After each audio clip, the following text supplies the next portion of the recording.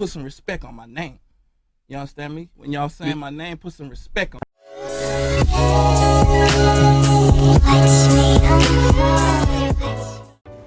So I was on my phone browsing through YouTube, and to my surprise, I saw a BBC notification that covered Demon Slayer's success in an article and labeled how our Demon Slaying film is drawing Japan back to the cinemas. Now I thought that was crazy because it's like, to me, if BBC is talking about you, then you've definitely made it. I remember this same thing when I first heard BTS being mentioned about their massive success.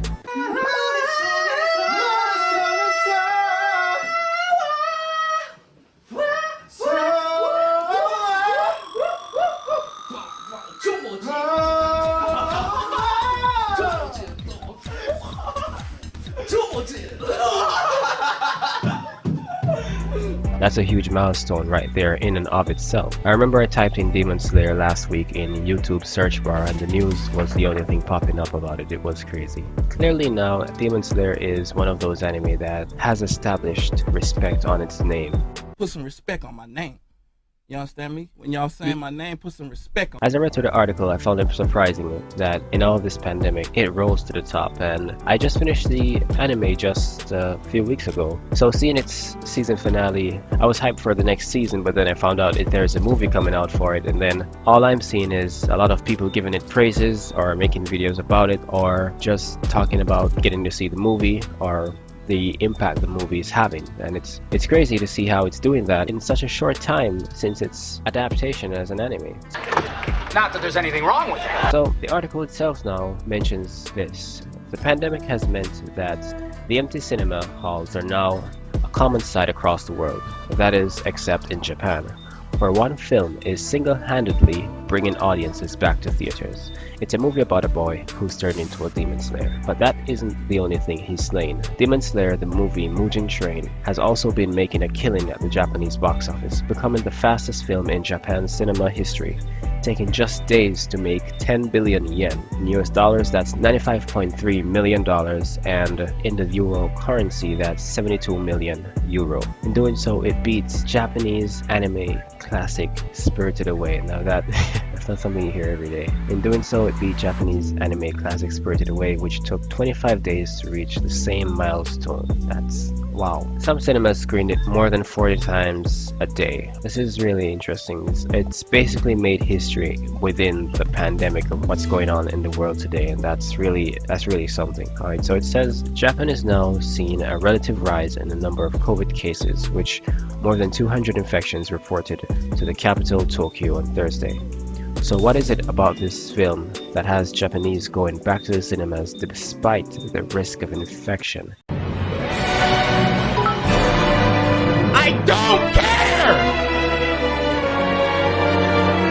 I don't care! So the article basically goes on to talk about what the movie's about. It mentions the movie is based on a widely popular manga of the same name, basically going about the synopsis, the plot revolving around a boy who's turned into a demon slayer after almost having all his family killed and his sister turning into a demon. The film follows him as he continues to battle on board a moving train. So this is right after where I was left off, where the world was left off after season 1. And it's important to note one thing before watching this movie, that he's actually going to be much more powerful than we remembered him to be in season 1, because he's mastered total concentration constant. So he's on another level when he's in the movie. So the character is basically being boosted up. It's the perfect thing because we all saw where their tyrant of a leader had boosted up one character. So we're going to see how he puts that to use in this movie adaptation. It then goes on to mention how the manga has 22 volumes and a circulation of more than 100 million copies,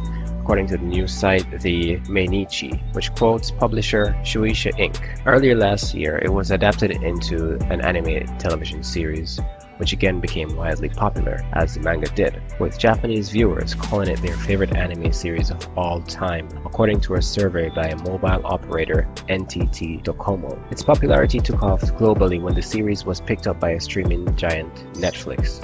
So it wasn't a complete surprise that the movie was well received, though it still managed to surpass expectations, taking in $40 million in revenue in its first 3 days of screening. One answer to why the movie is so popular is to go back to the reason why the manga and anime series are so popular. As quoted by Professor Northrop Davis of the University of South Carolina told the BBC. He goes on to mention that antagonist characters in legacy Western comics were traditionally one-dimensional. Manga, however, shades the antagonist's personalities to give readers reasons to understand their motivations, relatability if you will. The characters, including the demons, have well-developed backstories. I noticed that with most of his kills, Tanjiro, the protagonist, always had sympathy in them, and it was similar to when Ichigo defeated Grimmjow, and instead of just letting him fall and just drop like a defeated villain, he had a graceful approach with having Grimmjow fall. And I had to respect that, considering that Grimmjow is an antagonist. It's definitely an approach we can appreciate with manga and anime,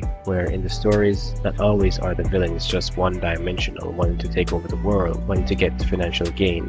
There can be a wide range of motives, and Demon Slayer took the time to explore that and express it perfectly, and we as the audience love that stuff. We eat that up. Next, I see where it mentions a title here. It says why. It says the film was always going to pull in the views. That much was obvious from the huge cult following it had racked up from both the TV series and the manga, but there's also the fact that it really didn't have any competition. Dozens of movies have had their release dates delayed or production halted completely due to the pandemic. Films like James Bond and the Fast and the Furious series have been postponed in Japan, and even local films like the Detective Conan series have been postponed. In fact, one of the only major Hollywood films that's shown in Japan cinemas now is the Christopher Nolan film Tenet. So it's basically saying that one of the reasons why it's one of the most popular right now, apart from the art that it is and the milestone that it's been able to create, it's just saying that one of the accountability to its success is the fact that it's basically being launched at the perfect time. And personally, while I know that the other movies would have been able to draw in some crowds as well, there's still something about Demon Slayer that would still make it the milestone giant that it is right now. It took the time to have its character development, it took the time to pace itself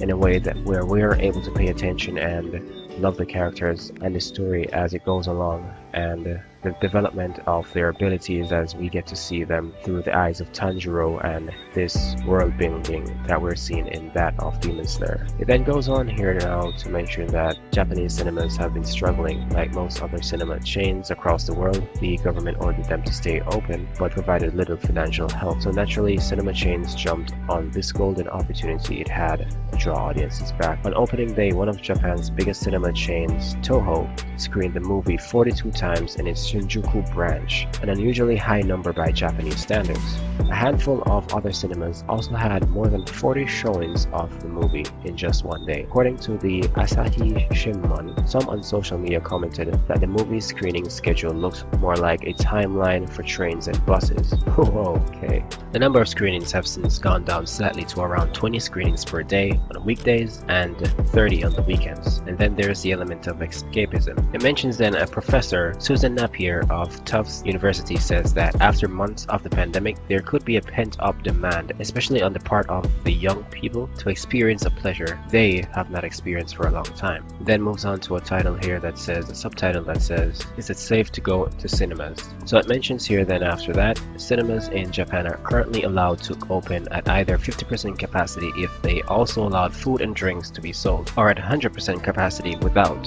which is to say social distancing is not in place. However, all cinema goers are told to wear masks and not to talk while inside the hall, while cinema staff are also decked out in protective equipment. One cinema goer told Manaichi that the halls were not so full as there were multiple screens showing the movie, adding that she wasn't too worried about the risk of infection, and Japanese officials definitely are discouraging moviegoers. In fact, the government's top spokesman, Chief Cabinet Secretary Katsunobu Kato, reportedly said in his daily press conference that the film had contributed greatly to the movie industry, adding that he himself had watched the series.